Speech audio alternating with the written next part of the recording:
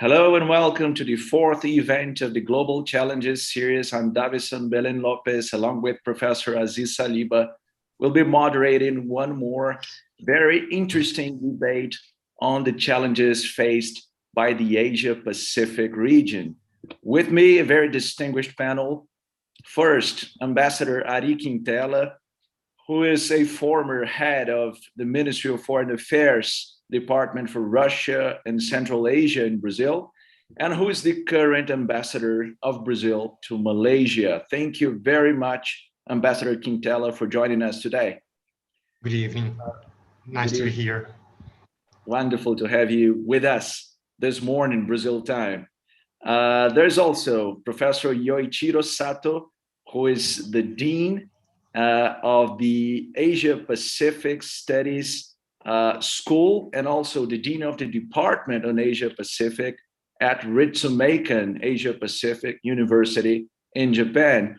Professor Sato has extensively researched about Asia Pacific topics, has written many articles, and he's also served as a professor in prestigious universities in New Zealand and the United States of America. Thank you, Professor Sato, for joining us today.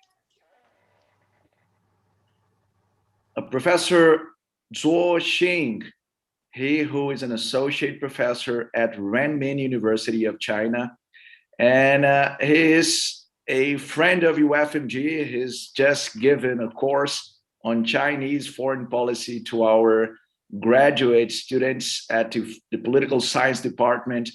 I thank you very much for the course, for joining us today, Professor Zuo. Thank you. Morning, evening, everyone. And now Deborah Farias, Professor Farias. She's a Brazilian of origin.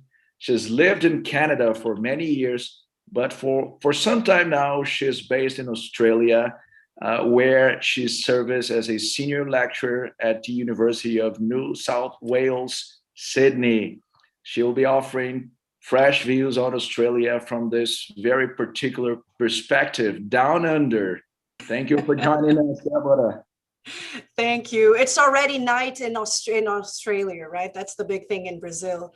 People are like, is it already the next day in Brazil? It's already evening for us here. Yeah. So cheers, everyone. That's so true. So, okay, and I thank you guys very much for joining us. Despite the time zone differences, it's always harder to make it work, but you never hesitated to accept our invitation. And so here we are. I should start with Ambassador Quintella. Ambassador, you are given 10 minutes to freely explore the points, the ideas you feel like. So the floor is yours. Thank you, Dawisson. Good morning to everyone in Brazil. For us panelists, it's already good evening. I would like to thank Professor Dawisson Belém Lopes and Professor Aziz Saliba for the invitation to participate in this panel. I would like to greet my fellow panelists, Professor Deborah Farias, Professor Yoichiro Sato, and Professor Zuo Xiying. I would like to start. I'm the ambassador of Brazil in Kuala Lumpur in Malaysia. I've been here since January last year. I arrived a few weeks before the pandemic hit us all. I would like to start by mentioning something which I find symbolic. Last week, China, the United States, and Japan, all three announced that they were going to donate vaccines to Malaysia against COVID-19. And I found that very symbolic that those announcements came more or less on the same day, or maybe with 1 or 2 days between them last week.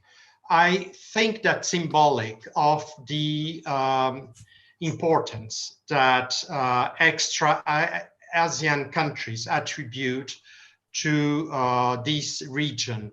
And I also think it's symbolic of the how ASEAN, the ASEAN area, the Southeast Asia area has become the field where disagreements between extra-ASEAN powers manifest themselves most clearly. This is the place where the disagreements between China and United States on political, trade, and economic issues can be felt most clearly. It's important, I think, to remember that ASEAN is not only important in terms of trade and in economic terms. It's always been important. This area, this region has always been important for trade for as far back as you can think in history. But it had more recently, it has also become a strategic area politically. It's for us Brazilians, ASEAN seems like a far-fetched concept, far away from our reality. But I think it's important to remember that ASEAN as a group of countries is nowadays Brazil's third most important trade partner after China and European Union. I'm going to give some data which people in Brazil are certainly not aware of. Malaysia is nowadays Brazil's 17th most important trade partner, and it's Brazil's 12th most important destination for our exports. And very few people know that. Malaysia is actually, in terms of destination of Brazilian exports, is nowadays more important than most South American countries. In South America, only Argentina and Chile are more important trade partners for Brazil than Malaysia. When we think about ASEAN, we are talking about a region that had last year a GDP of $3.1 trillion American dollars and a population of 655 million people. So this is not an area which one can take lightly. Obviously, COVID has affected the region as it has affected all other countries and areas. But I'm just going to give data about Malaysia, which is, as an ambassador here, what concerns me most. This year, the government was predicting a GDP growth of between 6 and 7.1%. Yesterday, the finance minister went public saying that the government in August will have to make another evaluation of the GDP growth. And he mentioned that probably it's going to be more, around 4%. You can consider that, considering COVID, maybe a growth of 4%. It's less than what ASEAN countries often are used to. But for 2021, having to deal with the pandemic, I think it's not so bad. I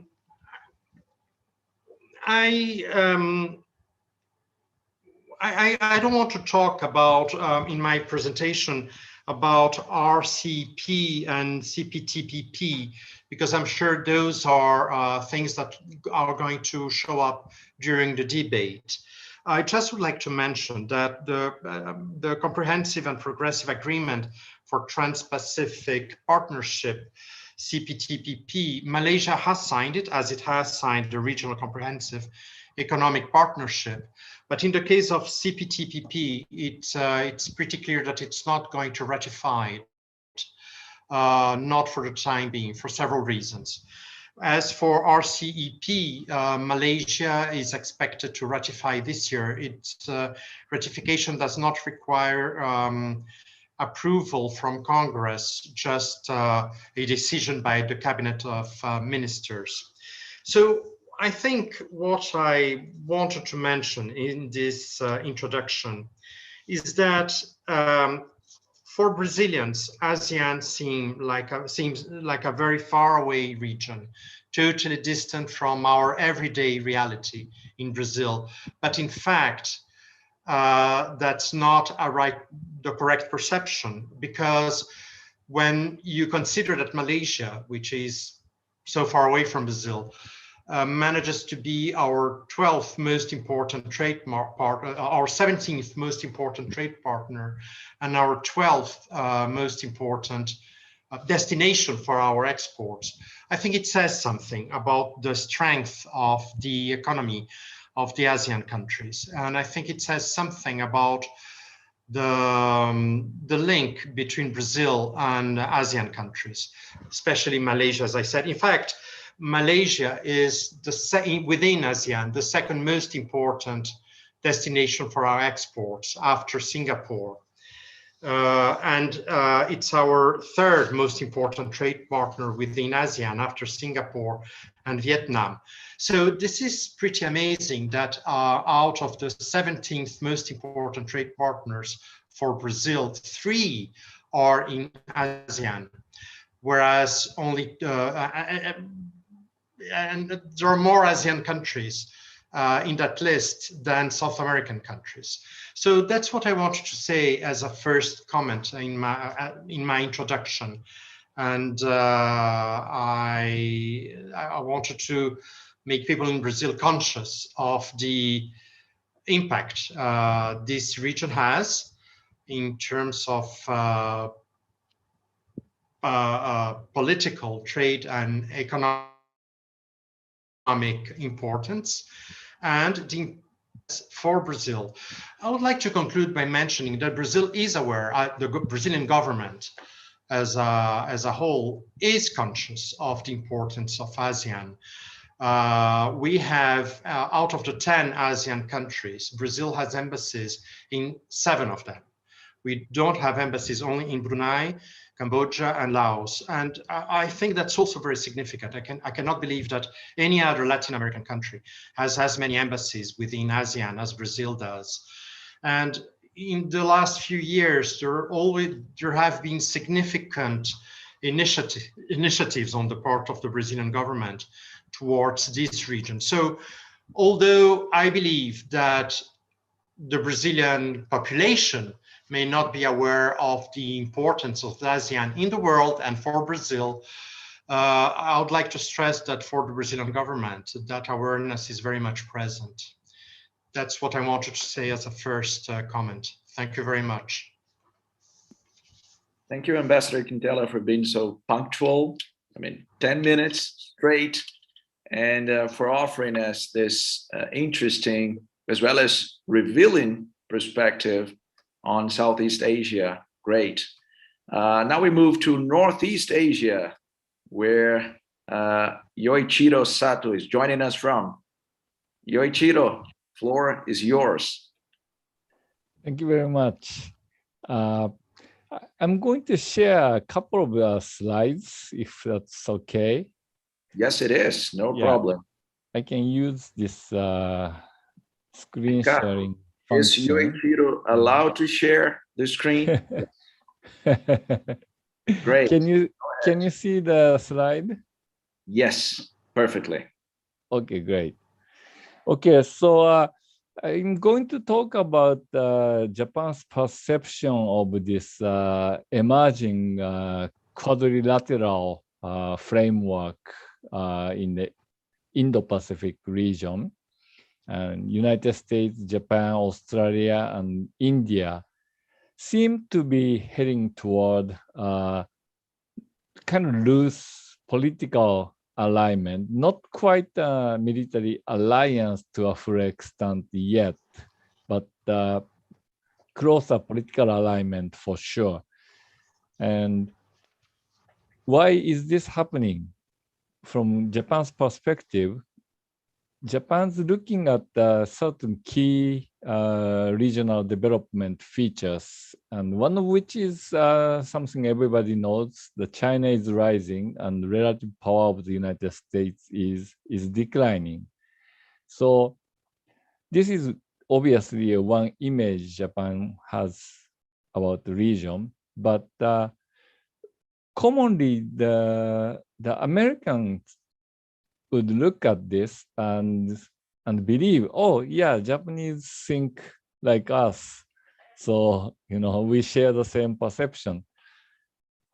But the Japanese are thinking more further into the kind of medium term, and they're also looking at the rise of India and the resulting multipolarization of the region. It's only the Americans and Chinese who are worried about intensifying bipolar, competition between them. And others, of course, they do worry about the bipolar competition, but they're thinking about how to embed this rising bipolar competition within a multipolarizing regional framework. So the Japan's perception in that sense is closer to others like Australia and India. And everybody is trying to bring both US and China into this framing. The third image Japan is having about the region is that Japan is keenly aware of its own diminishing significance in the region and in the world, but at the same time, Japan is aware of the growing significance of the broader region surrounding Japan.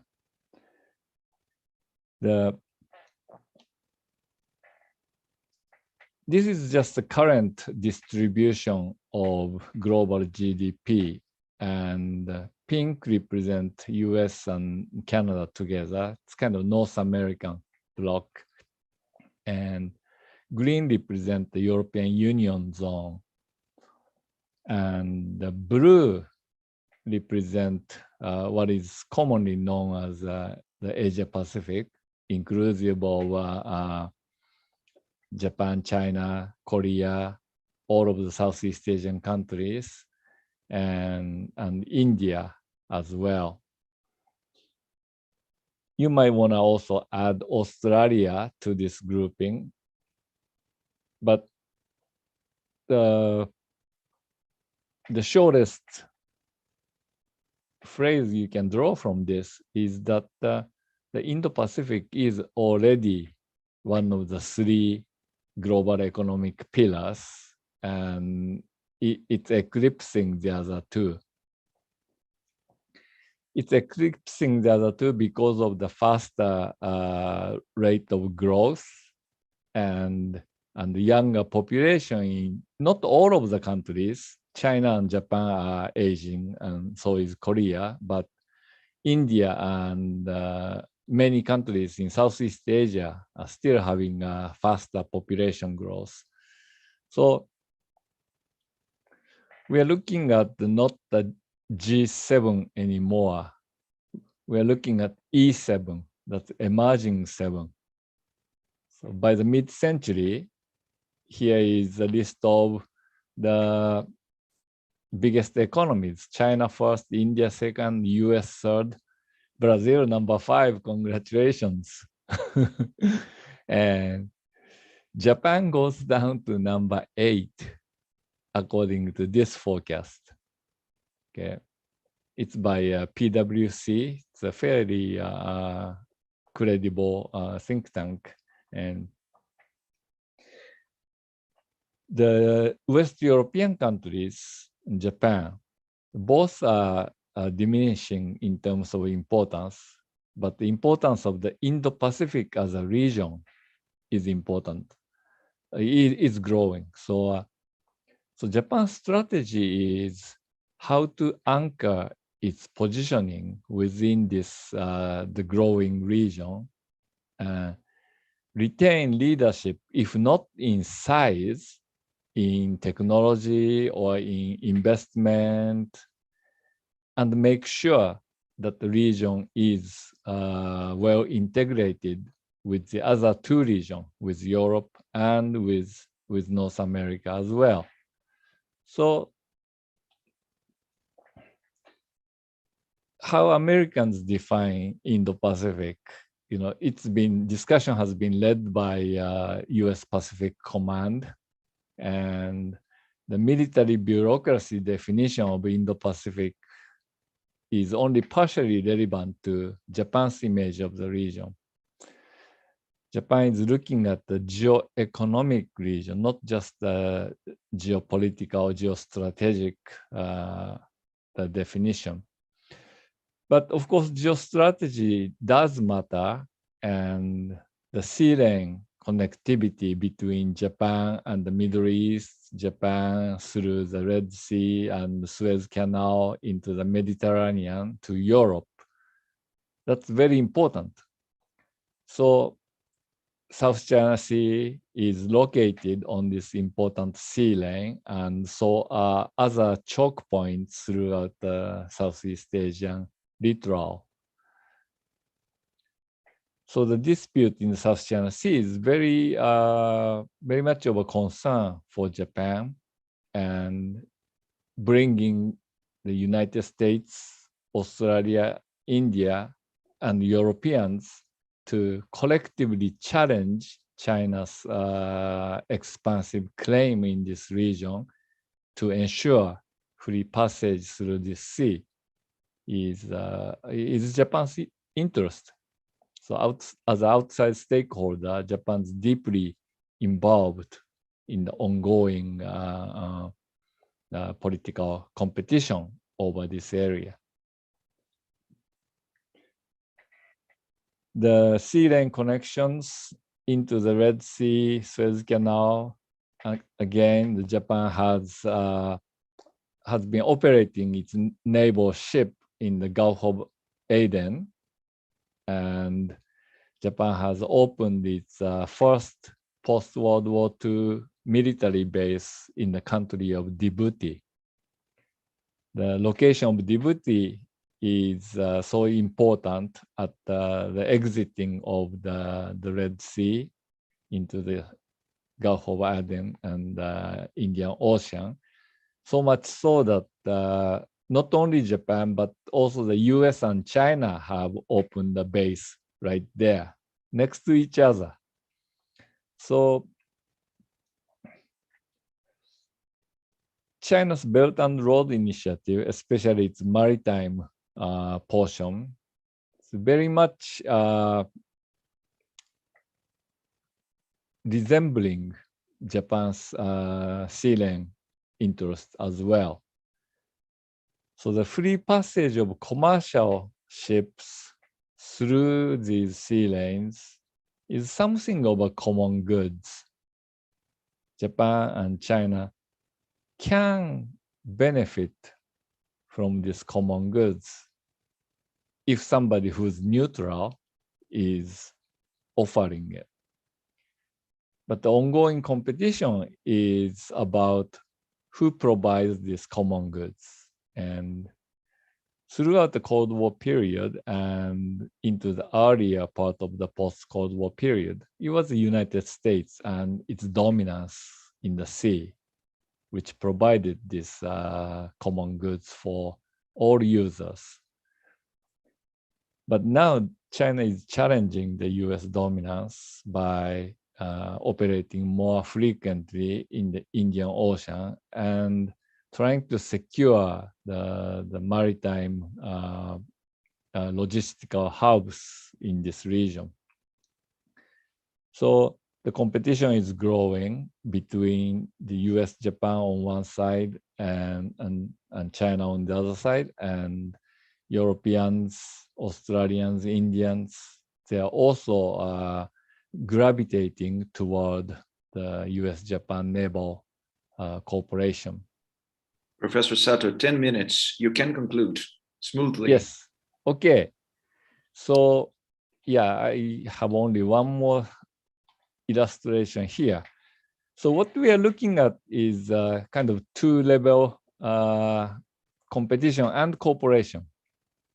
On the strategic board above, China and the US on both extremes, and the kind of quadrilateral alignment is forming right here among Japan, US, Australia, India. But on the economic board, the India is even closer to China than the United States, simply because India cannot join a real free trade. Its domestic economy is not ready for a liberal free trade. Australia and Japan, they both heavily depend on Chinese trade, and they see that the ongoing US-China economic competition is hurting them. And this was particularly true under Trump, because Trump did not pay attention to the kind of cost these countries suffer as a result of the US-China economic competition. So I'll stop here. Thank you very much. Thank you very much, Professor Sato. It was really elucidating. And now I invite Professor Zuo to give his views from Beijing. You have the floor, Professor Zuo. Okay, thank you, Professor Dawisson, Lopes. Thank you for your invitation.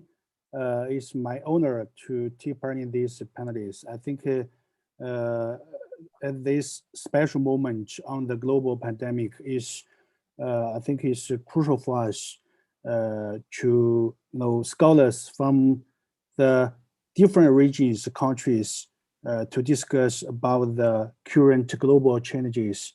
I think it's very important. And I believe we can enhance the, of trust and the confidence for the future. Now next, I will focus on two current challenges from Chinese view. The first is, US-China confrontation. I did use the competition because I think in the future, maybe there's much more serious situation compared to competition. So from the US-China relations, we will find the first is about the ideology competition, rivalry, between the two countries. In the past few years, I think things, come to worse compared to the past few years, because the US-China relations, especially the people-to-people exchange, and other issues like the struggle between the two countries on the human rights and other issues, I think has raised the dilemma between the two countries, especially in Xinjiang issue and Hong Kong issue. I think this is two issues is so crucial, and evolve in the local countries, let them have some conflicts and different views to each other. Both countries, China, US, tend to evaluate the bilateral relations in the past few years. We call it the consensus from the US side, treat China as a competitor. So for China, US, I think the view are total difference. From the US want to contain China from China side, and especially in the high technology and ideology. From the China, China see the US, China needed more struggle. From President Xi Jinping, he said great struggle in Chinese foreign policy to deal with the containment from the US. So for China, US, I think there was the result is a first narrative struggle or battle or warfare in the bilateral relations. I think it's very dangerous for two countries. During the past few years, I think the narrative warfare focus on two areas. The first is the trade war. Then is the high-tech war, trade war. And another is about the COVID-19, the pandemic. Actually, I think in this narrative warfare, is not about who is right or wrong. It's not about the facts. Actually, it's about the rumors. It's about the power politics. So this is the first thing I want to say about the U.S.-China confrontation. The second, I think, is the future conflicts. Maybe there's a tendency in Taiwan Strait. I think it's very dangerous now. Actually, after Taiwan was elected in 2016, I think things has changed a lot. Both Poland and United States have realized the situation has changed, fundamental change. So China, used a lot of tools like, as said by US, the cohesion, to push the Taiwan in some issues, and to curb the Taiwan's interdependence policy. From the US side, I think things have the same logic. That means push the cohesion to China, and raise arms sales to Taiwan, and there's some patriots from the US, the battleship in Taiwan Strait. I think things has changed and worse. Since last year, I think the U.S. policy circle has talked a lot about the U.S. policy to Taiwan, and as there's an argument that China will unify Taiwan by military force in 2027. I think it's a very dangerous signal from the U.S. side. That means U.S. was nervous and focused on this issue. And I think this tendency actually has a very important reason for this tendency. I think is the U.S. decline in conventional deterrence capability in the West Pacific. I think it's the fact in the past several decades, because China's military modernization fast, the U.S. face a lot of challenges and pressure. So for two countries, I think it's a very dangerous tendency, because the tendency in Taiwan Strait, that means the military risk is rising.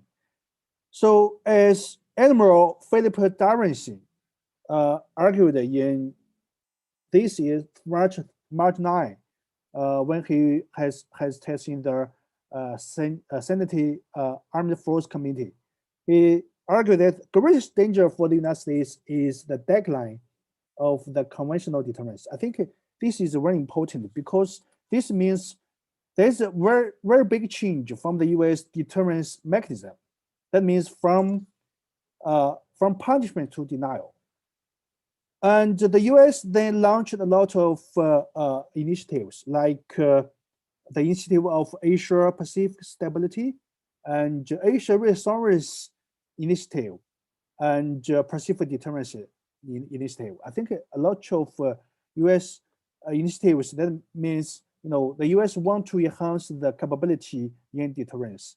So I think it's very crucial situation for each part.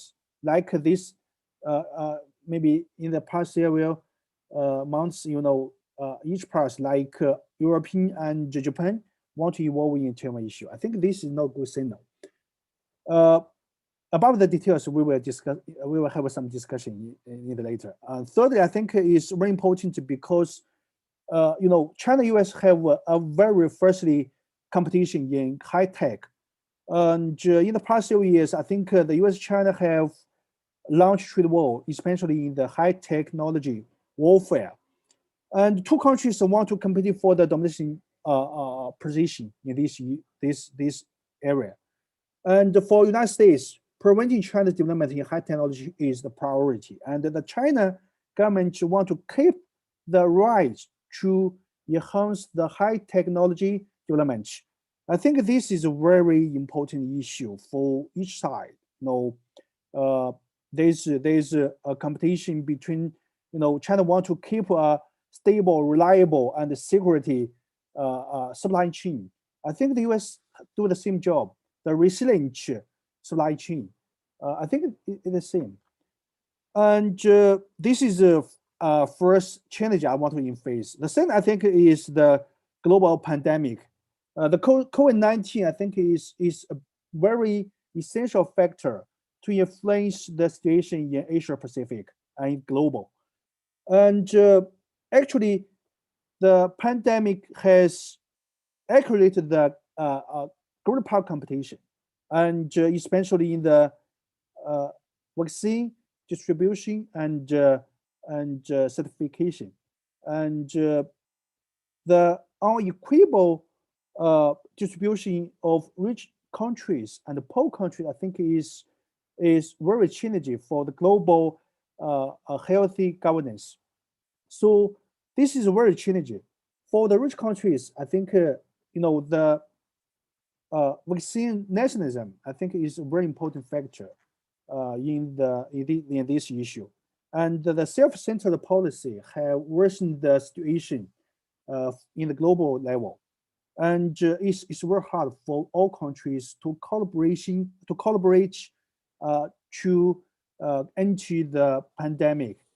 So I think it's very challenging for all the countries, and as fact, I think actually this situation has generated a lot of different views, conflicts, and mistrust.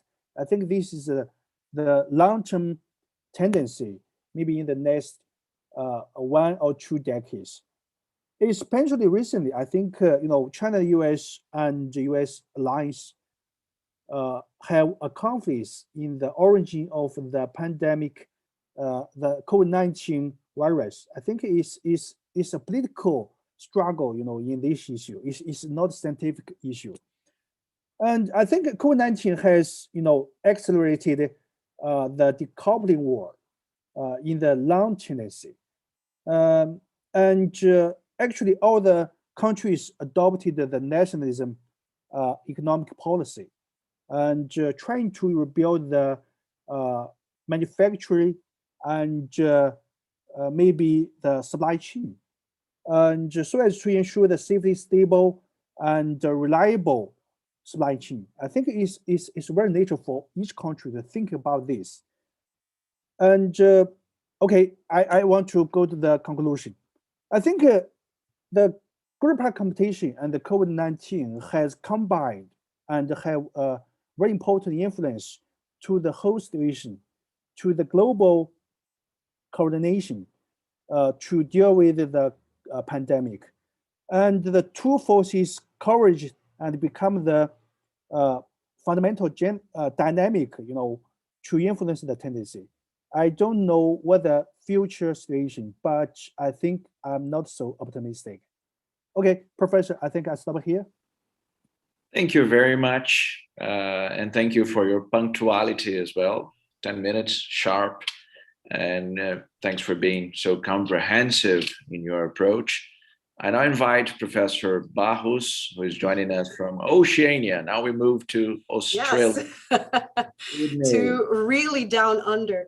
Well, thank you so much for having me. Hello, everyone. And I'll actually start with that hook, which is, where does Australia stand in the world? Which is an interesting question when you think of it, because it's really, Australia and New Zealand are really quite weird in terms of where they sit in the environment. And the Lowy Institute, which it would be the equivalent of the Council of Foreign Relations or something like that. The Lowy Institute just put out, they have this yearly study, and then the one came out just a couple of weeks ago. And it was really interesting because one of the questions that they asked is, which of the following regions do you think Australia belongs to? And there were 3 options. People could choose up to 3 options. The one that really got the main is not surprising, which is Oceania. So you have 63%. So the numbers add more than 100 because you could choose 3. So 2/3 of people saying Australia is in Oceania. But the other ones are quite interesting because the second one, at 38%, people chose Indo-Pacific. So that's actually the second most important characterization that the people interviewed identified Australia. which is already a shift. I mean, if you think of where Australia was really within, the Commonwealth and really within this sort of this odd appendix to, I don't know, Europe and the UK, but now being the second option. The third one, so below Indo-Pacific is the West. So that's where it is. And 21%, the fourth option was Asia, which again, it shows this complexity of Australia I mean, Australia is not alone, but it's a really good example of having a country that there is a challenge of classification because of where it sits geographically, but because of its history, its colonization. Now, I'll finalize with the last one where 11% chose not part of anywhere, which I just think is lovely, which is, you're a snowflake, you're a special place in the world, nothing is like it. But I just think this is a really great way to start. I've been in Australia for 3 years after living for 10 years in Canada. So it's been interesting also to see how you have, as two cases of, these two countries being really, really connected historically through the Cold War to the United States. And really for the past 10 to 20 years, really pivoting towards the Pacific, towards the Asia in general and China in particular. Now, the main thing I think at the moment right now to talk about in terms of global challenges and situating Australia is obviously Australia's relationship to China. Now, for those who haven't been following, the main update is that for the past couple of years, the relationship is really, really going sour. It's going really, really bad. Many reasons. There's a story that goes that success has many fathers, but failure is an orphan. So everyone blames each other.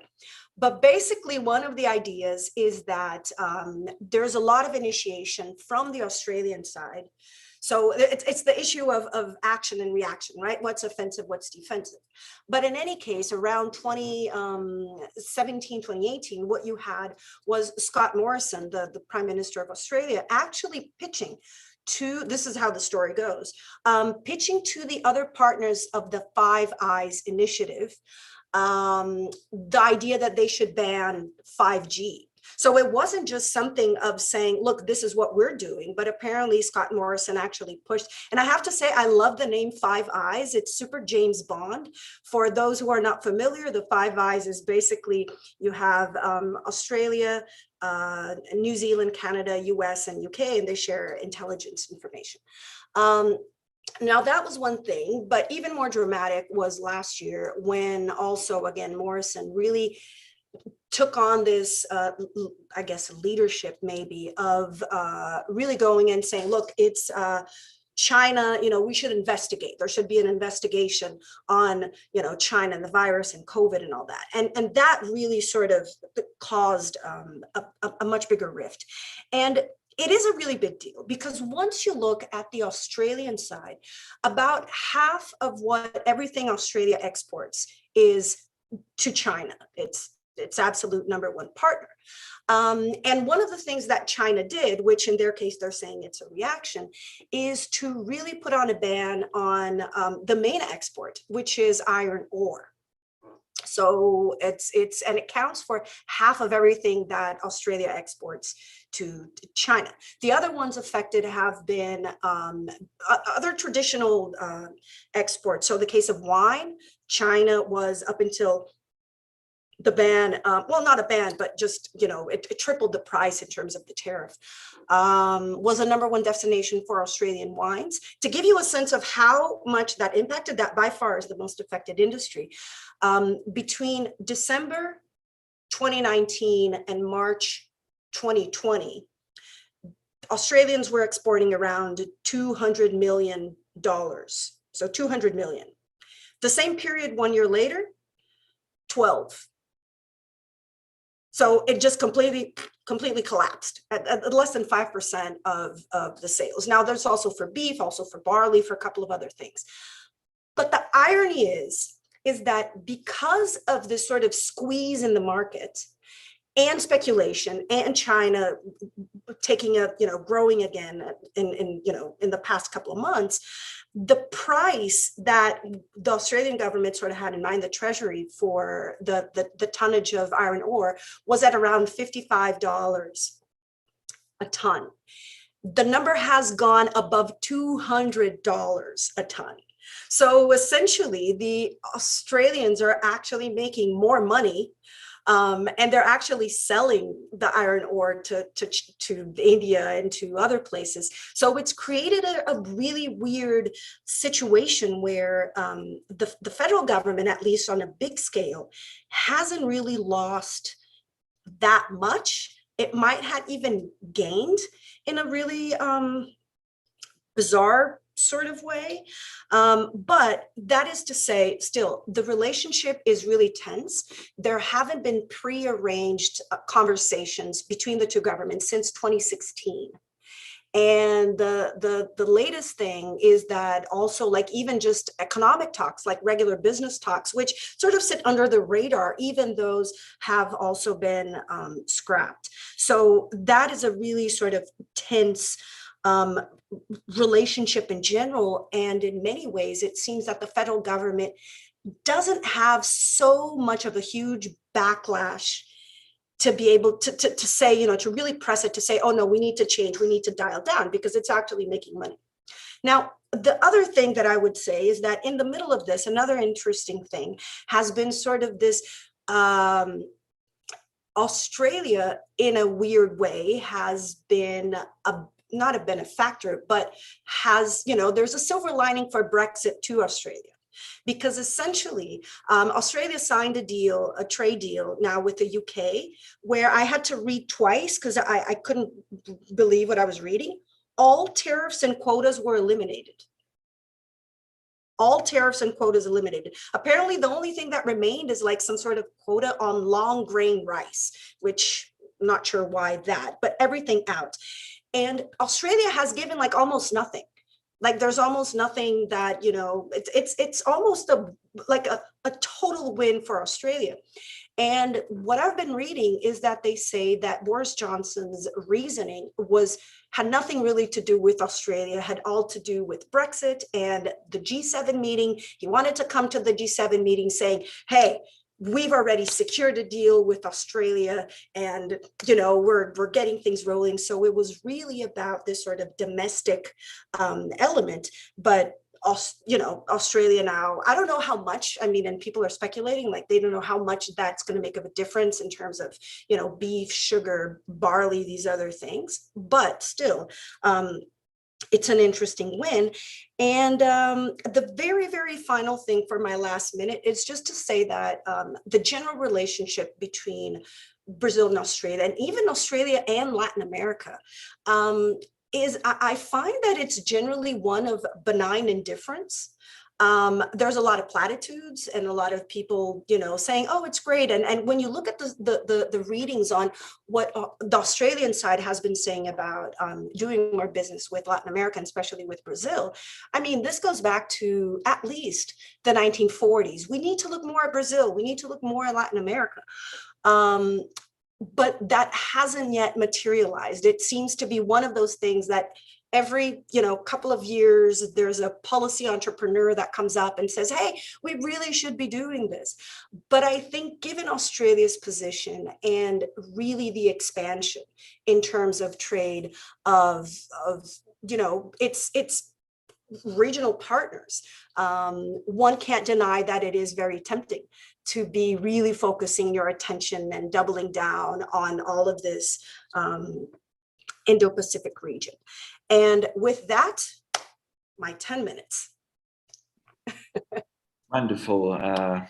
Benign indifference. Yes. Great label. It sounds like music to my ears.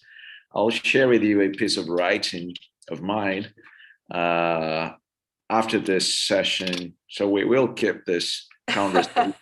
For sure. That's for sure. So now it's my turn to invite my dearest colleague, Professor Saliba, who is the Dean for International Affairs at UFMG, and also the co-editor of the Global Challenges series. Aziz, you now. Thank you, my friend, co-organizer of this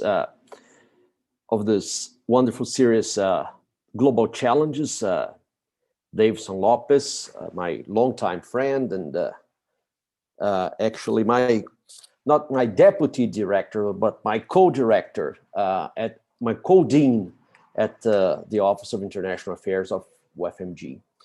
I would like to begin by thanking all the panelists for their thoughtful and well-articulated thoughts. And I also want to take this opportunity to thank Professor Zuo Xiying and Yoichiro Sato for their excellent contributions to this book series. I have a few questions here. Some are in reaction to things you said, others regard issues that we perceive as internationally relevant. Whereas I will direct the questions to a particular panelist, I want all of you to feel free to share your views on any of the issues that I raise here. So I'll begin with Ambassador Quintella. Ambassador, Malaysia has been one of the fiercest US allies in Asia, but China is its main commercial partner. And in recent times, the South China Sea dispute has resulted in some friction between Malaysia and China. I would like to hear your comments on the present and future of Chinese-Malaysian relations. Second question that I pose here is to Professor Sato. I'd like to say that it's a pleasure to see Professor Sato again. I met him in Japan. I was there with Dawisson about, I think it was 6 years ago, if I'm not wrong. Dawisson might correct me there. He's better with dates than myself. 5 years, okay. But it's a pleasure to see you once again. I remember we're having a drink there and there was an earthquake. Professor Sato was very calm and Dawisson and I were a bit shaken, I would say, by the earthquake. But again, it's a pleasure to see you after so many years, although I've been following you since then. But my question to you is a unified Korea in the best interest of Japan? Third question goes to Professor Zuo Xiying. Professor Xiying, Taiwan has a robust economy, institutional stability, advanced technology, an educational system of high quality, and consistent US support. But its recognition as a state by other countries has been diminishing. Right now, only 15 countries recognize Taiwan. However, nationalism in there is strong and well. And on the other side of the strait, President Xi Jinping pledged to complete reunification with Taiwan and promised to smash any attempts at formal independence. I would like to hear your commentaries on the present and future of relations between China and Taiwan. And my final question goes to Professor Deborah Farias. Professor Deborah, there has been numerous reports in the media recently regarding Chinese university in Australian, Chinese students in Australian universities. We know that the presence of Chinese students is extremely relevant for Australian universities, as they are economically dependent on them. I would like to hear from you your views on the issues that have been raised there. We can additionally I'd like to know why such issues haven't been raised, or at least not as frequently, regarding, for example, Saudi Arabian students. So once again, I thank you very much for your talks and for taking part in this project with us. You have the floor now. Aziz always is a great discussant, but today he's sharper than ever. Wow. You can pick whichever question you feel like. You can dismiss, as Aziz mentioned before. Feel free to answer the way you want. Ambassador Quintella. Thank you. Yes. First, before I start answering, let me warn everyone that I can hear from where I am my cat meowing somewhere in the flat. So she's getting frantic. So at any moment she might show up.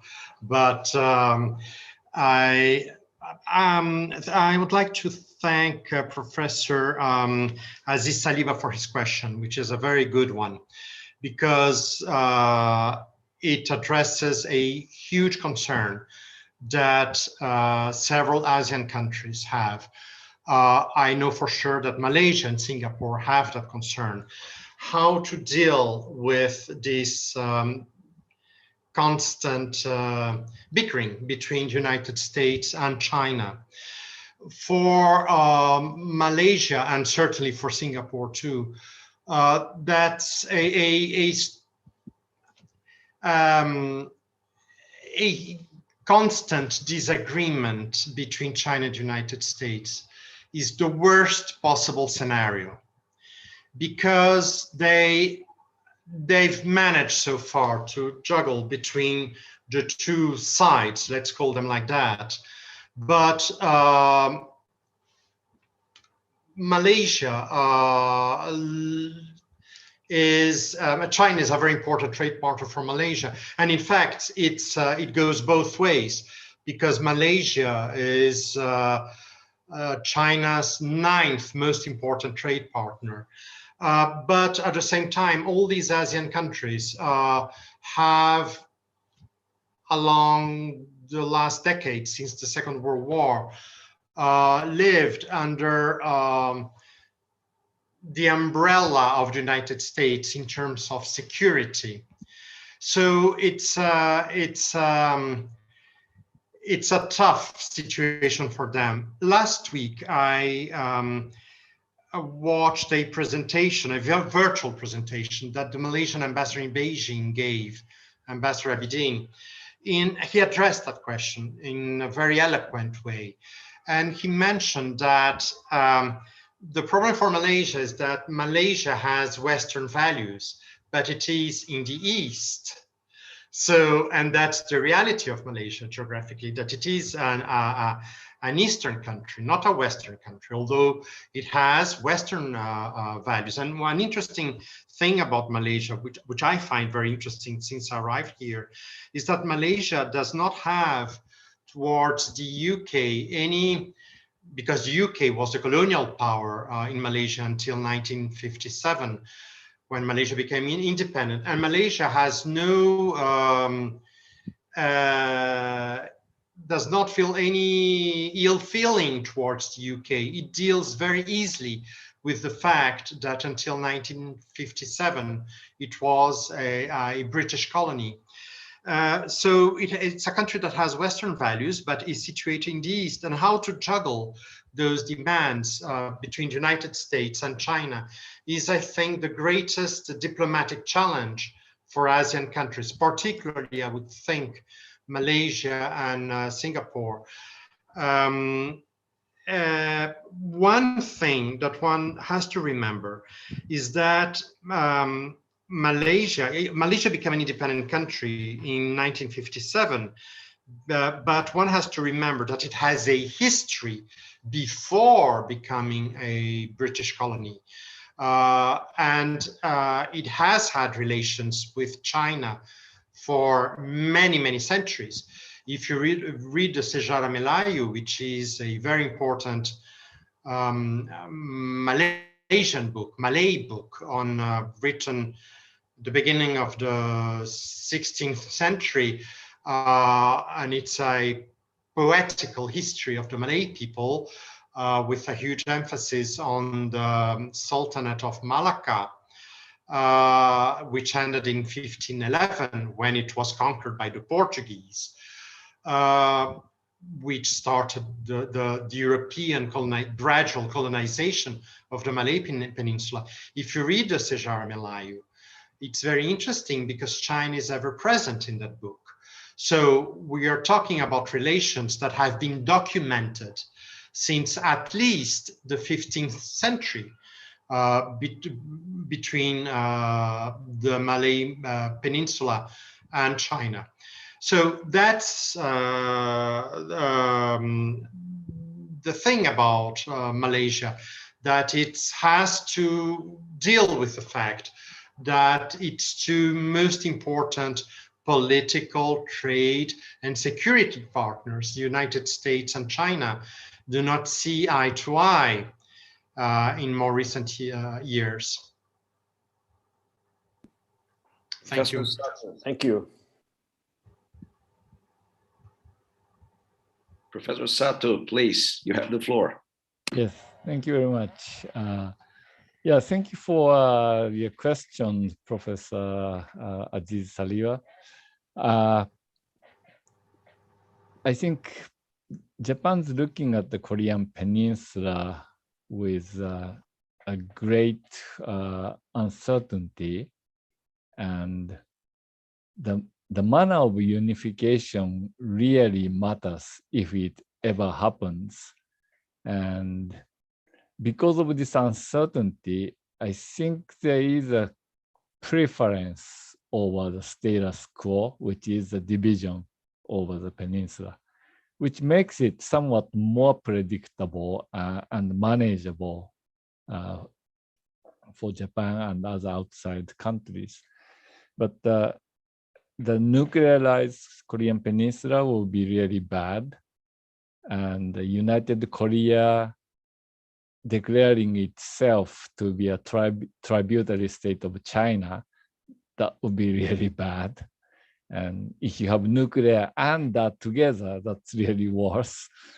But on the other hand, if the reunification takes place with the initiative of kind of moderate to conservative South Korean leadership, then the independent Korea is closely allied with US and Japan, or at least trying to be neutral between the growing competition between the US and Japan on one side and China on the other, then that may not be so bad. So Japan's looking at various possibilities, but the situation is just too uncertain at the moment. So I think Japan's hedging into different possibilities. And I also have a little comment over the Malaysian case. It's very interesting to observe Malaysia because Southeast Asian countries, they face the same threat, but they respond quite differently. And I look at the way Philippines respond, the way Vietnam respond, and the way Malaysia respond, and they all have different ways. And remember last year when the Chinese ships approached West Capella, and the US, acted quite boldly on behalf of Malaysia, and Malaysians are, telling outside, well, the Chinese ships came and they wandered around, but we weren't quite harassed. So I thought that was particularly interesting. Great. Thank you. Professor Zuo. Okay, thank you, Professor. I think answering this question, I will, talk about the history, because the Taiwan issue, I think, is a continuity of the history, continuity of the Chinese Civil War. And if look at Chinese history in Taiwan issue, I think we are focusing the 20th century, especially in 1927 to 1949. This is the Civil War in China, the Kuomintang and the CPC. There is a civil war. So Kuomintang was defeated, then retreat to the island. And I think this is the basic history. So if you look at the currently relationship between the mainland China and Taiwan, I think it's crucial for us to understand the history. This is the first thing. The second I think want to see is, the fact several years before, especially in 2016, because in 1992, there is a consensus we call to 1992 consensus between the mainland China and Taiwan. That means the consensus is about there's only one China. In Taiwan, maybe they call it the Republic of China, and in the mainland, we call it the People's Republic of China. But the principle is there's one China. But when Taiwan was elected, he denied this fact. They think there's no one China principle. So this is the standpoint we talk about the current situation in Taiwan Strait. Okay, this is the same thing. So my comments on the mainland's and Taiwan's relationship, I think is not so good, because in the past several years, especially triggered by Tsai Ing-wen and Donald Trump, there is a lot of change, fundamental change across the strait. The first thing I think is there's no consensus about one China principle. Taiwan denied it. So for the mainland China, I think there's no political consensus about this issue. So maybe some measures was rising, like the economic statecraft, and like criticized by Taiwan and US as the cohesion or military cohesion or economic cohesion. And from the US side, I think it's very crucial, because the US, increased the arms sales to Taiwan, and Patriots from the battleship in Taiwan Strait, and a lot of military operations. So I think tensions has risen. So for China, I think the policy choice, I think, is limited. From my view, I comment, people in China. I think maybe it's very hard to understand from the Western countries or from Japan, but from the mainland China, the choice is very limited. So raising the economic or military operations in this region, keep the pressure to Taiwan is the only choice to continue the independence policy from Taiwan government now. This is from the mainland China, but I think the most dangerous station is from the US, because the US think China want to unify Taiwan, military. But until now, as the mainland China raising the pressure to Taiwan, but still hold on the opinion, peaceful unification to Taiwan. But if there's no possibility of peaceful unification, maybe will be used by force. This is the policy from the mainland China. But the situation, I think, is the political ecology in the island, I think, is total difference compared to the past several decades. That means the Taiwan government now, especially the Taiwan government, I think, is promote to the independence, in fact, but not in the voice, in the provocations. So for mainland China, I think it's very challenging, because if do nothing, there's no legitimacy, right? But if do something, will be criticized by the US. This is from the island. But from the mainland, I think the most dangerous thing is from the US, because the US maybe feel nervous from, maybe there's anxiety from the US side, because the imbalanced military capabilities was rising, and the US capability in deterrence, I think, was eroded. So this is a very challenging situation for all the parties in this region. Actually, China feel a lot of challenges, but this is not understood by other countries. So, Professor, I think I'll stop here. Thank you. Let me just take this opportunity to thank Professor Zuo Xiying for the excellent reply. And also, just to add something, I'd like also to thank Professor Deborah Farias, whereas Professor Sato and Professor Xiying contributed to this volume on Asia Pacific. She has also granted us an excellent contribution on Brazilian-Canadian relations, which filled an important gap in the Brazilian literature on the subject.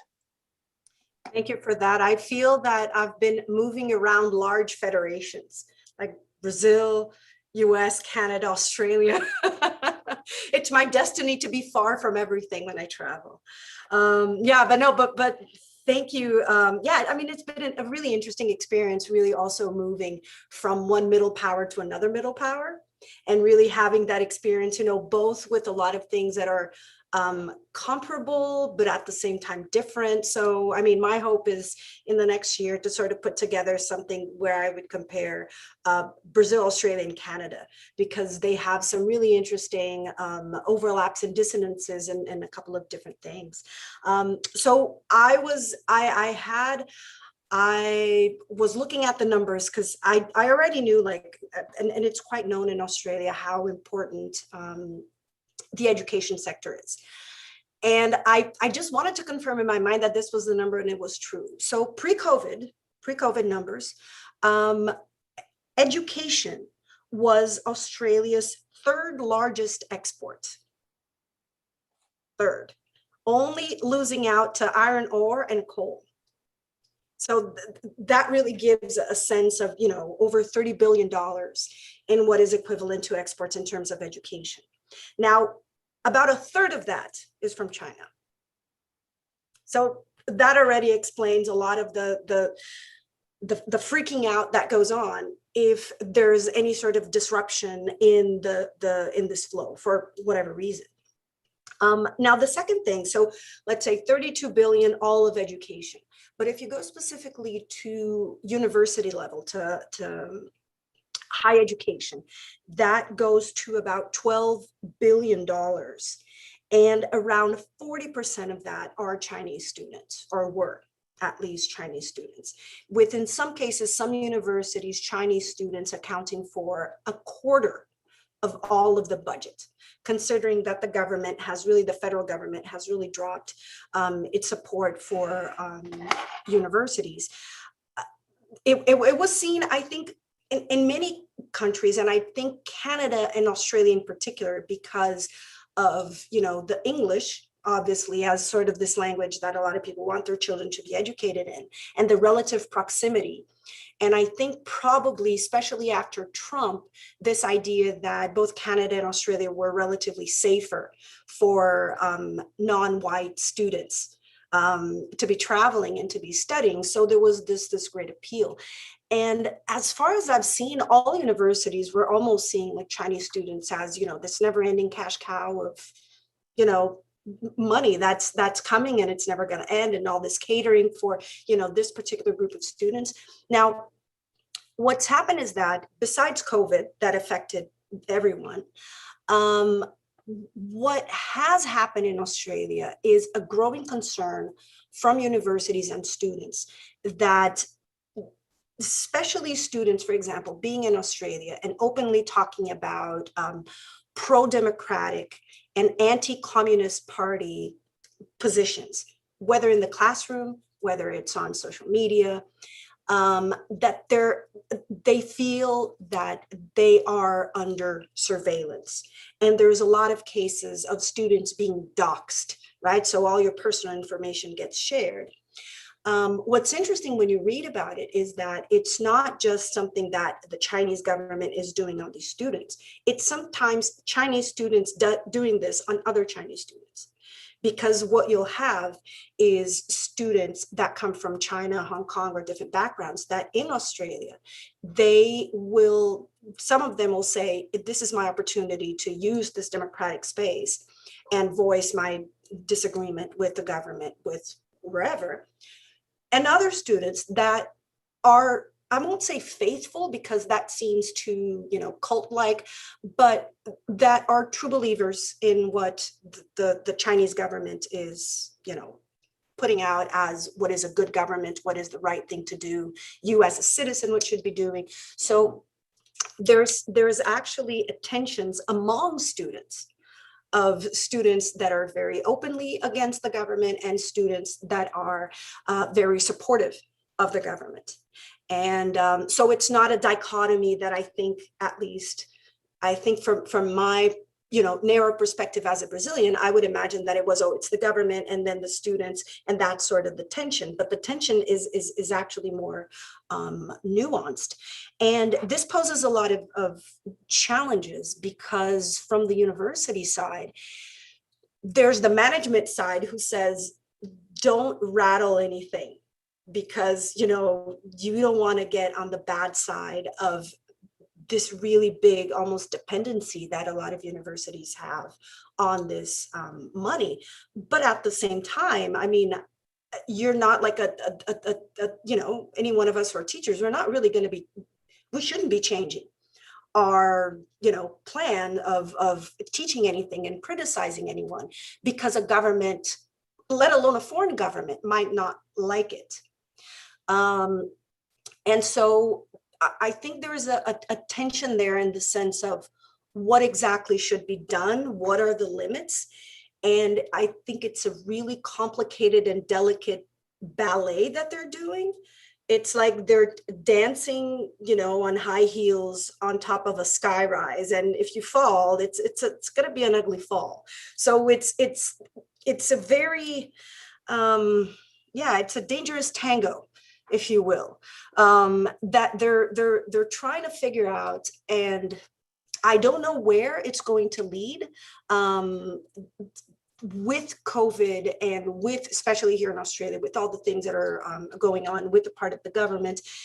There has been an increase in anti-Asian, especially anti-Chinese, but I don't think it's as bad as in the US, but it's still, it exists.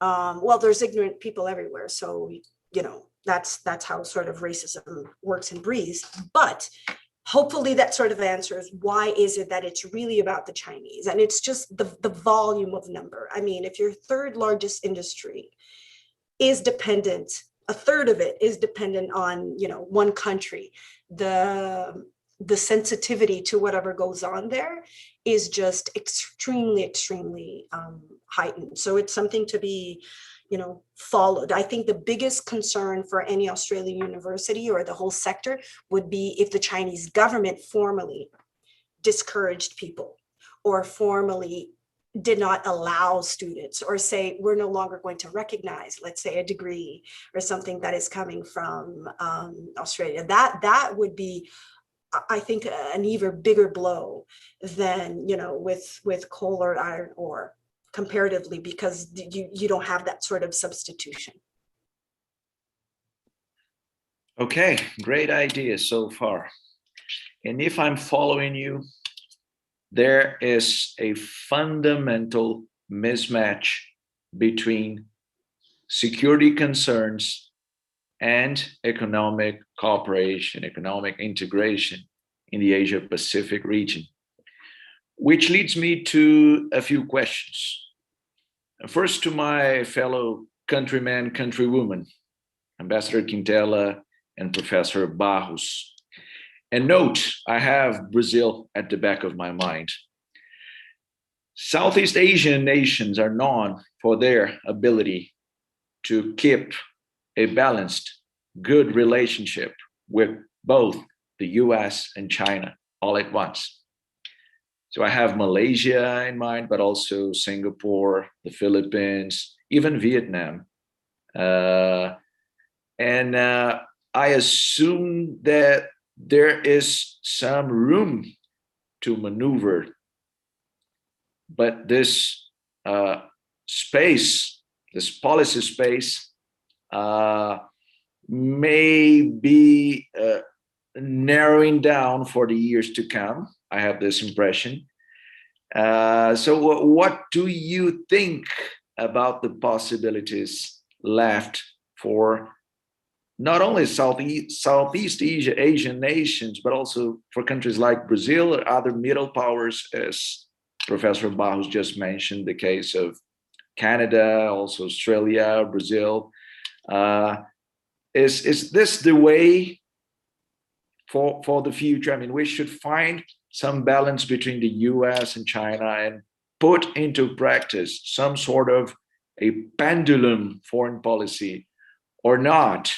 I mean, what do you see on the horizon? To my dear colleagues from East Asia, Sato and Zuo, there's a new administration at the White House since January. Have you already felt any significant difference when it comes to your respective countries, Japan and China? Did it make any difference so far? And what are your expectations for the years to come when this Biden administration is regarded? What do you expect for Japan and China, respectively? To the panel, there's a question put forth by Caio about Myanmar, the unfolding crisis in Myanmar. How does it affect trade negotiations in the Asia-Pacific region? Does it bring about any kind of impact or not? I mean, it's unimportant. From the perspective, from where you sit, what do you see? Is it any significant or not for the future of the Asia-Pacific region, the current crisis in Myanmar? And finally, one specific question raised by Jerônimo Coura Sobrinho. Jerônimo, who also contributes a chapter to our series. I thank you very much for his attendance today. He is a professor at Cefet, Minas Gerais, and he is asking Ambassador Quintella the title and the author of the book on Malaysia you just mentioned a couple of minutes ago. So, okay, now it's all on you, and I invite Ambassador Quintella to start.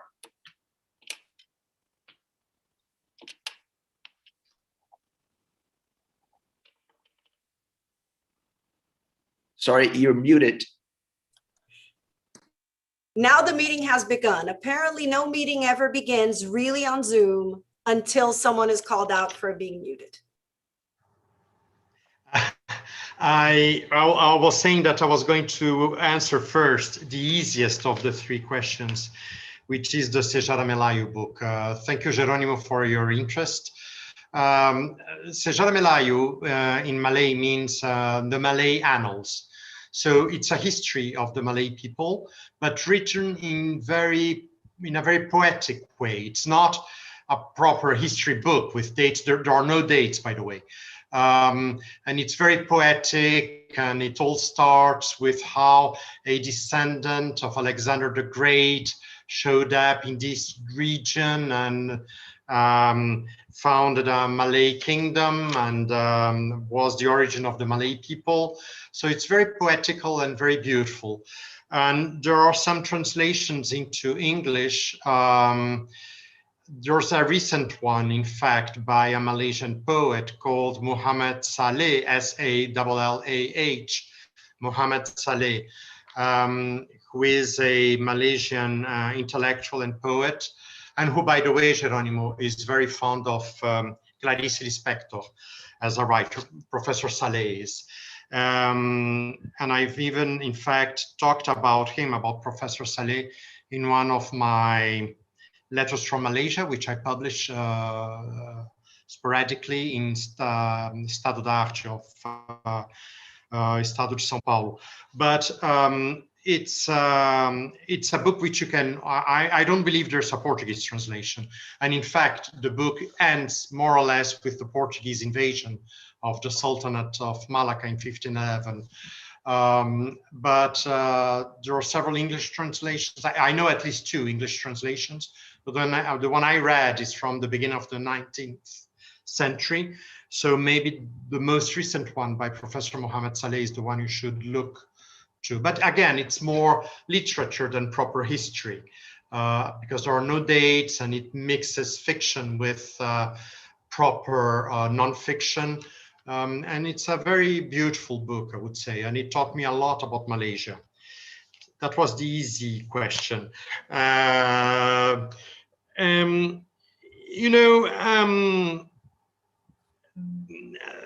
I'll go back again to Ambassador Abidine, the ambassador of Malaysia to Beijing, in the presentation he gave last week. He said something very interesting. He said, one has to remember that, because we talk about China as an emerging country, but one has to remember that China is a re-emerging country.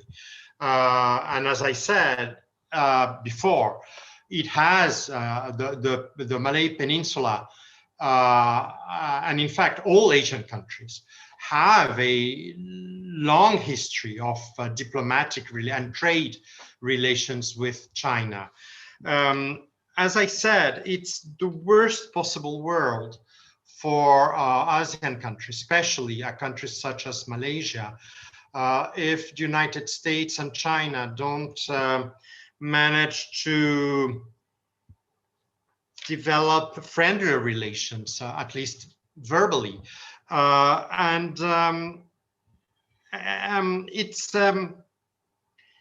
One has to remember that obviously Western countries, including Brazil, have their own views of China, but whether one is a Brazilian or an American or a British person or a French person, one doesn't have to have a preconceived notion that Asian countries are going to see China the same way as non-Asian countries see China, because in the end, those Asian countries are the one nearest to China geographically, so they have a different vision of China than we do in Brazil, in the and that's something one has to remember. About Myanmar, I'm curious to see how that evolves, because I remember I was at the Brazilian mission to the European Union in 2007, 2008, 2009, when the European Commission launched a negotiation with a trade negotiation with ASEAN. And back in that day, in 2007 or 2008, that negotiation did not move forward because of Myanmar, and because of the political situation in Myanmar. So it's interesting to observe what's going to happen now, because last year, the European Union and ASEAN again launched a trade negotiation towards a trade agreement.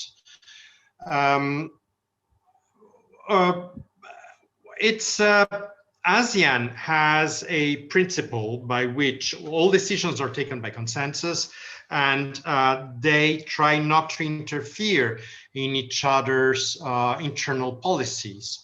Having said that, within ASEAN, Indonesia, Malaysia, and Singapore are the 3 countries that have been most concerned about how the situation in Myanmar evolves, and they've tried. Those 3 countries, for example, are behind, and Brunei also, because Brunei is chairing ASEAN this year. They are behind that consensus that was reached at a recent meeting of foreign ministers of ASEAN, and Myanmar participated in that meeting, and it also agreed to that, the 5-point consensus for Myanmar, which includes the designation of an ASEAN observer to go to Myanmar and discuss the situation with the military in Myanmar. So it is a matter of concern, and I'm curious to see how that will affect, whether it will affect negotiation of trade agreements between ASEAN and other countries and regions. So far, it hasn't. For Malaysia, that's a particularly relevant point, because Malaysia is the country that really brought Myanmar towards ASEAN in 1997, if I remember the date correctly. So it feels, Malaysia feels it has a responsibility towards Myanmar and towards making sure that things in Myanmar evolve in a satisfactory manner. Thank you. Thank you, Ambassador Quintella. Professor Sato. Yes, thank you very much. I think the change of the US administration from Trump to Biden probably resulted in a minimal change in the US foreign policy toward this region. And I think the earlier fear among some of the Japanese conservatives was that the Biden may turn soft on China.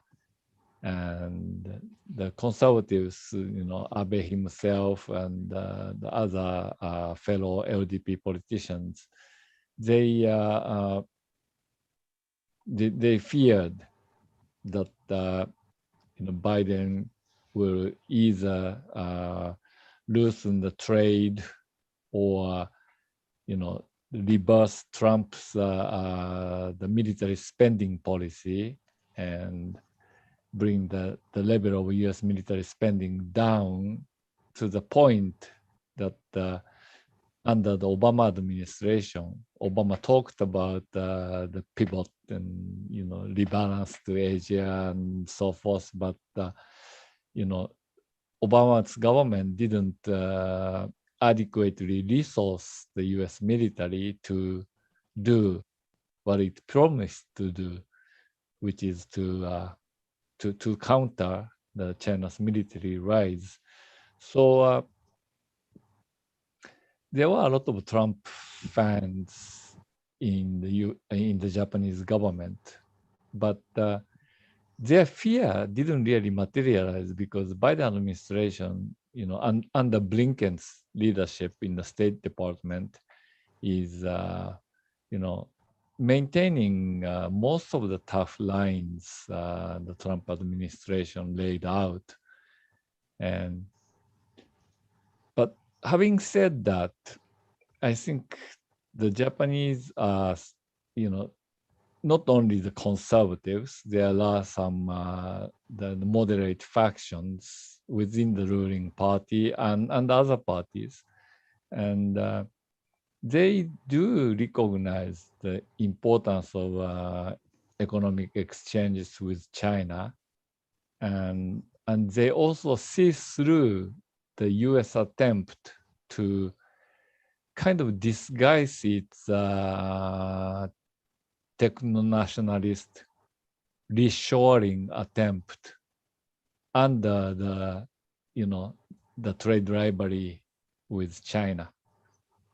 I mean, when they talk about the semiconductor supply chain, I mean, China produces the cheapest low-tech memory chips, whereas more advanced chips are all produced by the Taiwanese and Koreans, and the material for chips are supplied by Japanese companies, and so is the manufacturing equipment by Japan.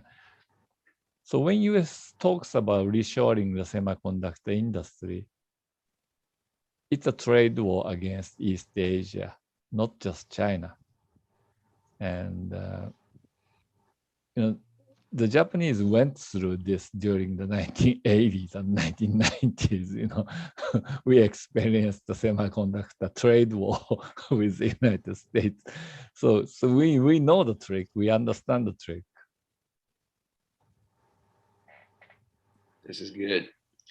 Professor Zuo, let me hear you. Thank you, Professor. Actually, I will give a simple answer. China has abandoned the expedition and prepared for the struggles. Actually, but we look back about history. Actually, when Biden, take office, I think some Chinese people, some Chinese experts, have a hope that U.S.-China relations will have a reset or something else. But I think this time is very short because Chinese found the U.S. actually, from Trump administration to Biden administration, the continuity is the mainstream. There is not a big change, especially to contain China. So for Chinese side, Chinese think the U.S.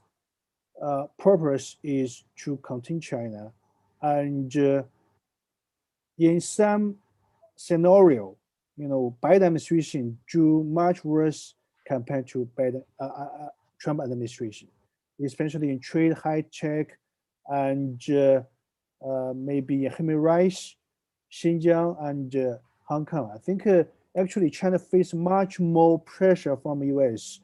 in Biden administration compared to Trump administration. So for China, Chinese think Biden administration, his advisor is a professional, but Trump's advice is unprofessional for China. So maybe in China Chinese think it's much easier to deal with the change from Trump administration. This is my view about U.S.-China relations and Biden administration. Actually, I think for China, it's very challenging because Biden's choice is, unify all the countries' coalitions to contain China. So for China, is China's weakness, right? This is the first thing about the Biden administration. The second is by Myanmar. I know little about Myanmar situation, but from my personal view, I think China has dilemma situation, facing the Myanmar crisis. Actually, China didn't welcome there's a call, right? China wants to see a stable, peaceful, and stable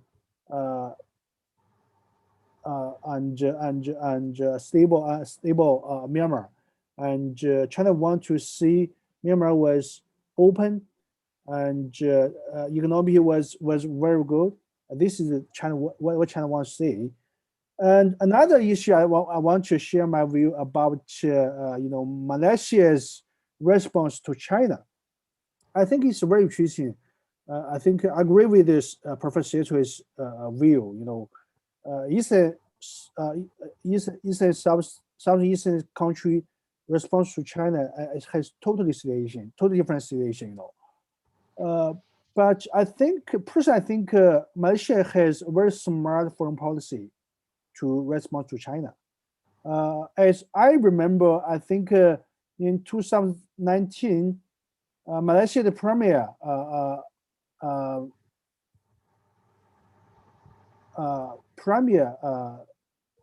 argued in an interview. He said, China is a very powerful country, and Malaysia has his tradition, wisdom to dealing with the China challenge.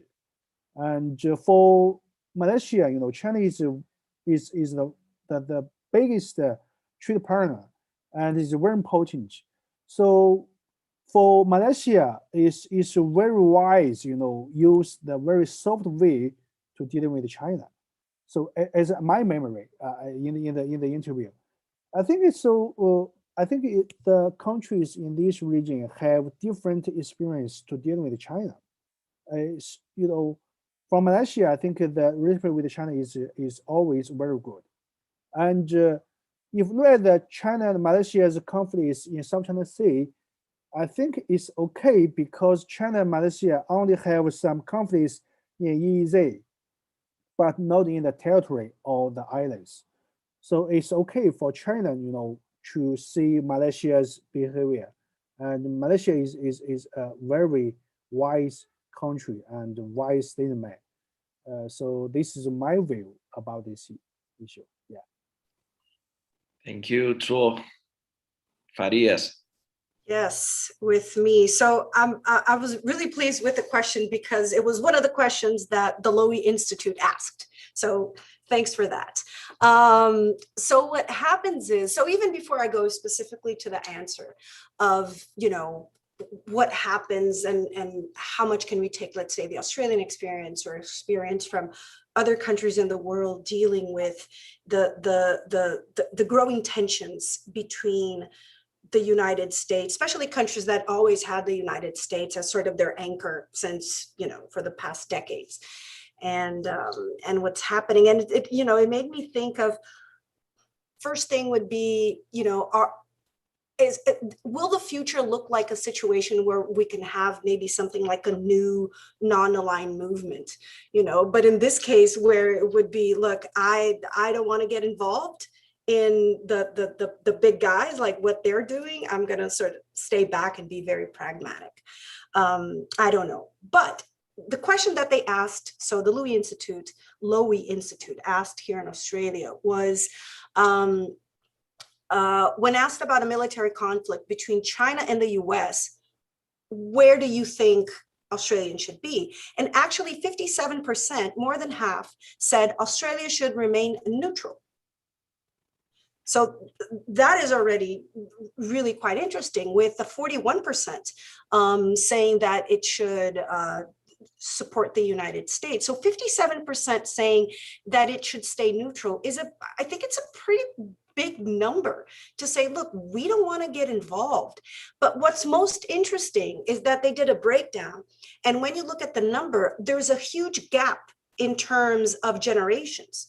So if you look at Australians over 60, 58% of them said we should stay, we should support the US. So no neutrality, 58%. But only 1 in 5, only 21% of people between 18 and 29 said that Australia should support the United States.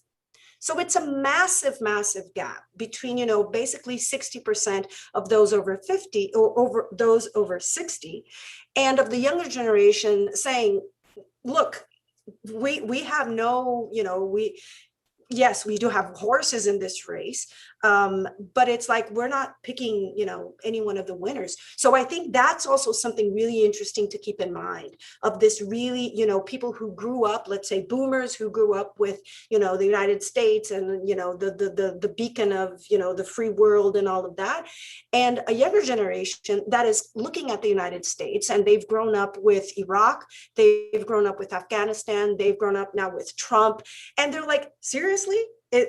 Are those like the good guys that we should be following? I mean, there's a lot of, I think there isn't so much of this, the US's leadership is unquestionable. So I think there's more maybe, I don't know, discontent, disbelief that the US is going to save the world, for that matter. But the other thing that I was going to say, and I'm not going to talk about Myanmar, that's really outside of my zone, but also in the Lowy Institute, they ask a question that I think is also pertinent to security issues, because they asked about threats to Australian interests. So they asked people to say, whether you think, and then they gave a list of things, if they thought that this thing was a critical threat, an important but not critical threat, or not important at all.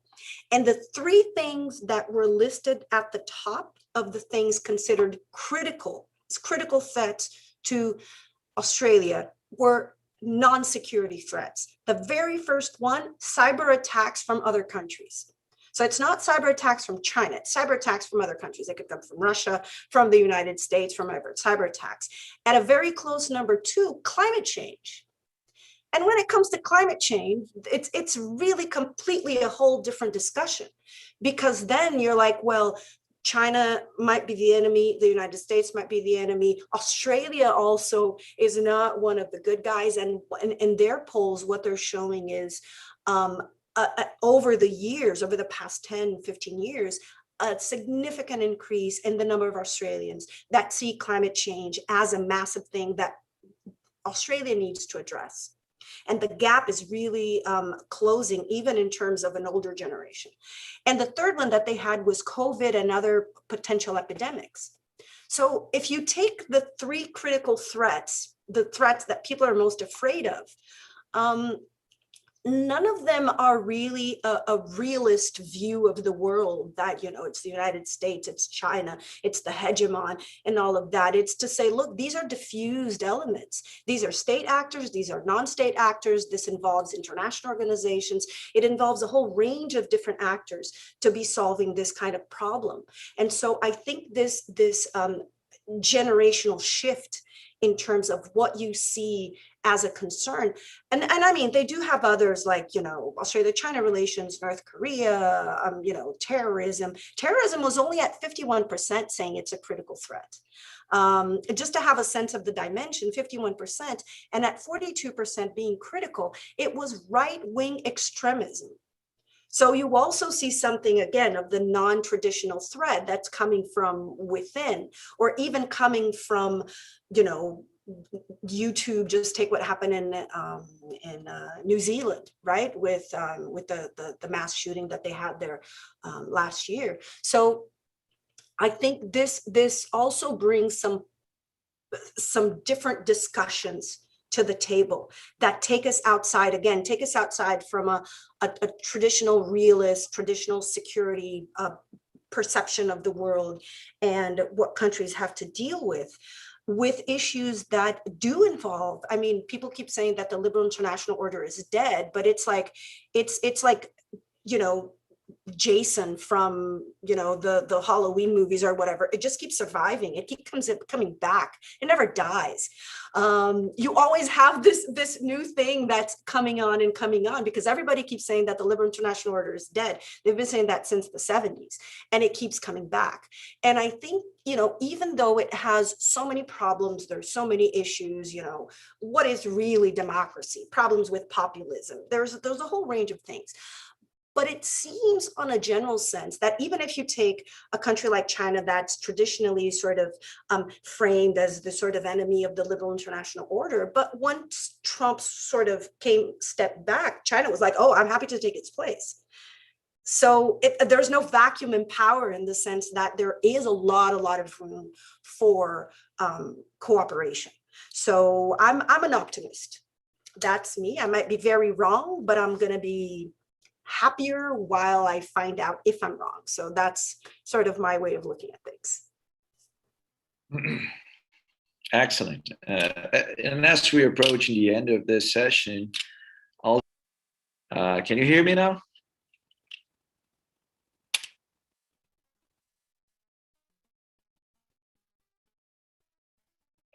Okay, wonderful. So we are questions from the audience. The first one concerns climate change and the handling of environmental governance in the region. Basically, the question revolves around the place of this agenda for the Asia Pacific region. Does it even matter to the place of Thailand, which has also undergone a coup d'etat recently? So would anyone feel like talking about Thailand, the state of affairs in Thailand? Where does it fit in the region at the moment? So it's up to you. Would anyone feel like answering one of these questions? Sure. Yeah, I can comment on Thailand. Please. Yeah, I think Thailand, this internal the political confrontation between the Prayut and the young demonstrators. Their preoccupation is really keeping Thailand a domestic actor, and the kind of regional leadership Thailand once was seeking has become very much of an irrelevant dream by now. And I think it will continue to be that way as long as, the Thailand cannot manage its domestic situation. And meanwhile, Thailand's relations with the United States is really floundering, and neither side can find the momentum to turn it around and improve. And Thailand itself has become more dependent on China economically and militarily also, in terms of exercise and arms supply and so forth. So it's actually quite alarming to see, Southeast Asian countries, kind of falling, onto dependence on China one by one. Cambodia is already ahead of Thailand, but Thailand is not so far behind. So I see. Zuo, does the green economy proposal, does it have an appeal to China these days? Actually, I know little about Thailand. I know something about Thailand, but I can't say I know well about Thailand. So I think keep silence. Okay, no comments about the environment, which is quite telling, actually. I thank you very much for this.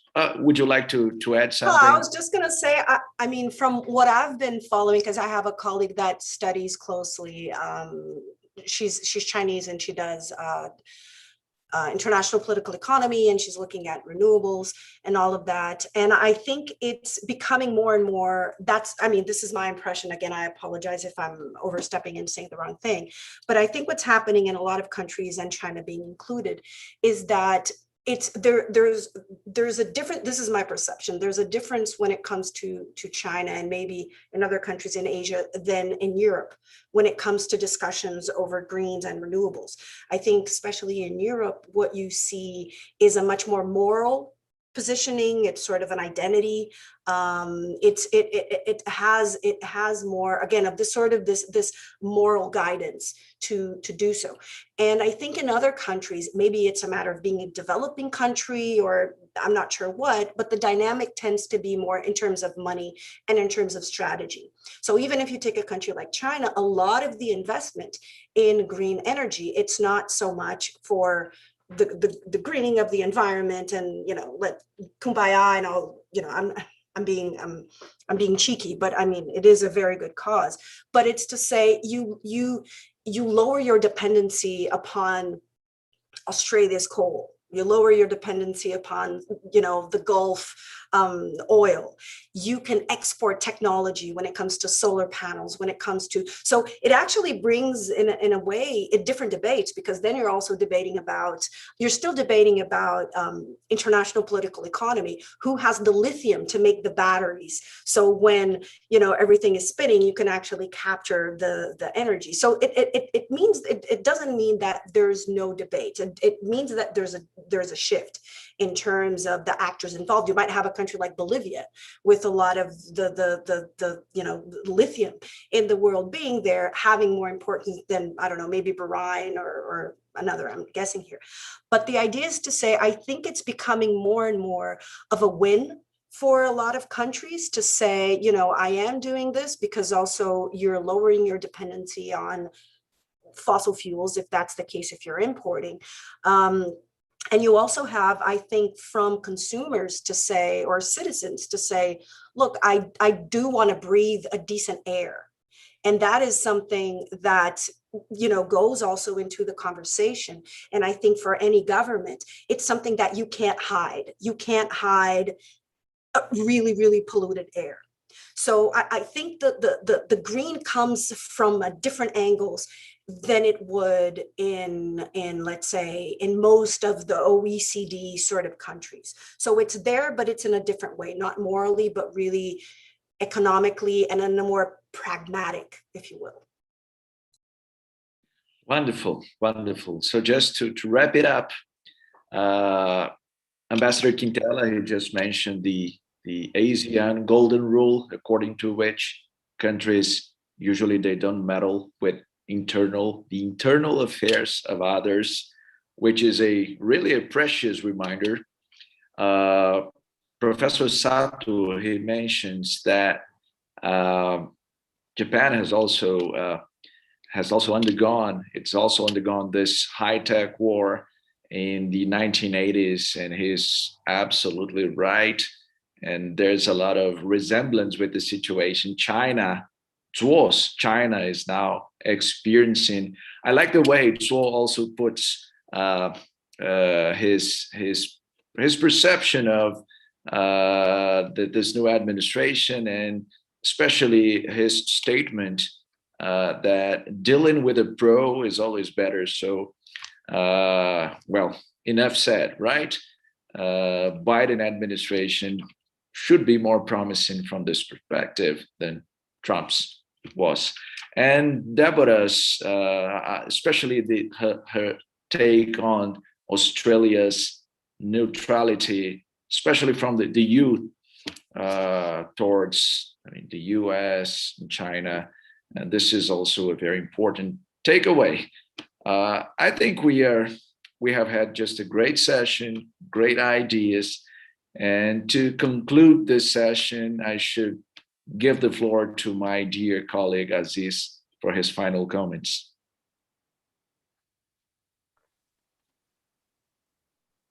Thank you very much, Dawisson. I concur that it was a great session. I would like to take this opportunity to thank Dawisson, my friend and co-organizer of this collection on global challenges.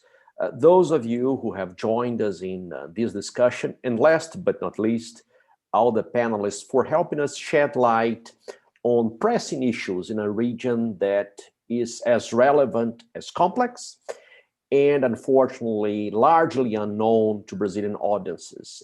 I have known all the panelists as authors.